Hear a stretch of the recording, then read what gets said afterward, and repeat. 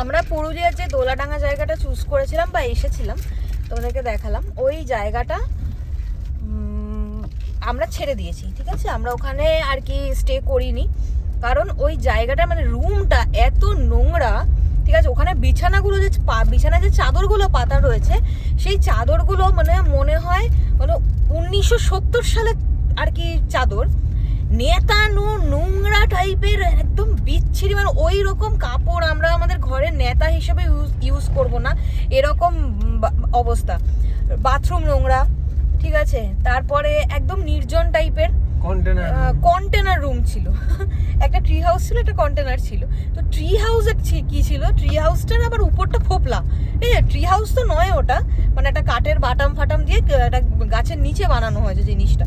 তো মানে একদম জঘন্য, কিন্তু খাওয়া দাওয়ার খুব ভালো ছিল। আমরা ঠিক করলাম যে আমরা এখানে কিছুতেই থাকবো না, কারণ এখানে থাকা যায় না, কোনো সুস্থ মানুষ এখানে থাকতে পারে না, একটা ফ্যামিলি পার্সনরা থাকতে পারে না এখানে।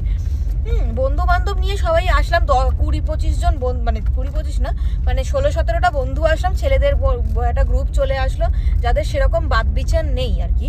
তো তারা এখানে এনজয় করবে, আর বাট একটা ফ্যামিলি নিয়ে আসলে কেউ এনজয় করবেন। তো আমরা সেই জন্য ঠিক করলাম যে আমরা দুপুরবেলা লাঞ্চটা করে আমরা বেরিয়ে যাব, আমরা থাকবো না এই এটাতে।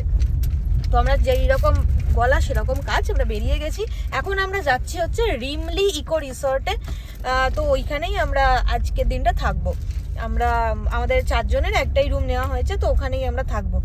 এত প্যাথেটিক মানে রুম দেখে না আমাদের মাথা গরম হয়ে গেছিল সবার, যে এটা কি রুম, হ্যাঁ এটা কি, আমরা এতটা দূর থেকে আসলাম, এটা একটা রুম হলো, এরকম অবস্থা।